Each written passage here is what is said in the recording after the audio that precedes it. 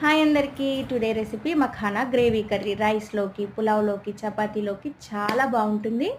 తప్పకుండా ట్రై చేయండి. దీనికి కావాల్సిన పదార్థాలు టమాటోస్, అల్లం ముక్కలు, చిన్న ఉల్లి, జీడిపప్పు, చెక్క, లవంగం, ఇలాచీ ఏసి పేస్ట్ చేసి పక్కన పెట్టుకోవాలి.